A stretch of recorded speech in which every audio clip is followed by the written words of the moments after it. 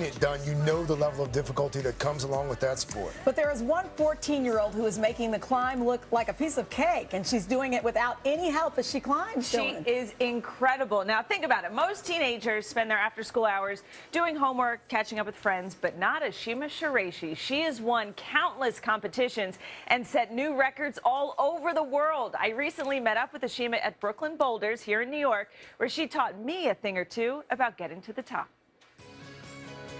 At just 14 years old, Ashima Shiraishi is the best female rock climber in the world. When I'm on the wall, I don't even have to think, I just climb. And she's climbed all over the world, shattering records from Texas to Spain. When did you start doing this? I began climbing when I was 6. I saw these people climbing and thought it was just so weird and interesting. She specializes in a sport called bouldering. Climbing is almost like solving a puzzle. You have to think about how you're going to move to each hold. And cheering her on from the sidelines is her coach and dad, Papo. Do you climb? Sometimes I climb. But she's better. Of course. Bouldering is different from rock climbing because no ropes or harnesses are allowed. The climbs are usually no more than 15 feet off the ground, and the only thing bracing your fall, a gym mat, even when you're outside. I've fallen so many times and sometimes actually think that something's impossible, but then I just have to remind myself that it is possible. The levels range from V0 to V16, with 0 being the easiest and 16 the hardest. Ashima is the only female ever to have reached V14, and she's done that twice. 5 days a week, Ashima climbs to stay in shape, her eyes set on a new goal, the 2020 Olympics in Japan, where rock climbing may be included for the first time. That would be like my dream come true, so I'm so excited.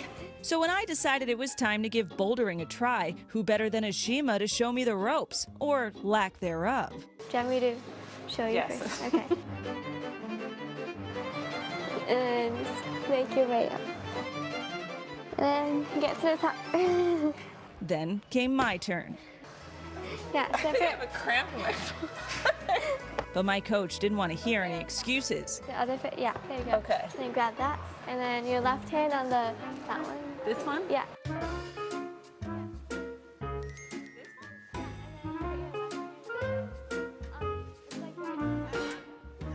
Now I look down, now I'm just scared.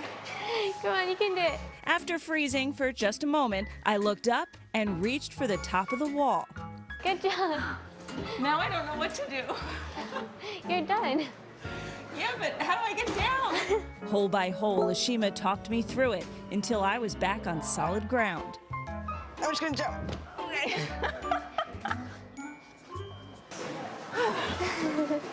Good job. Thank you.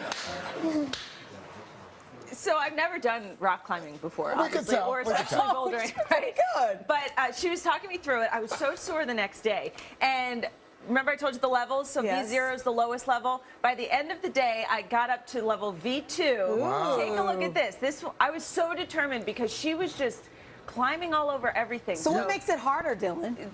The spaces between the grips are a lot farther apart. You can see now I start going like around the wall. You're so competitive. And You're so competitive. It turns into almost a personal competition. And so if you fall, what happens? There's a mat underneath you. You just sort of get used to falling from about 13 to 15 feet up. No. And then you drop to the ground. It was great exercise, but I just need to say that Ashima, not only is she so good at what she does, breaking records, she loves outdoor climbing, indoor climbing. She was the sweetest girl I had ever met. So she was just really wonderful. So I wish her the best of luck. You should get a celebratory tattoo. New rock climber. To celebrate.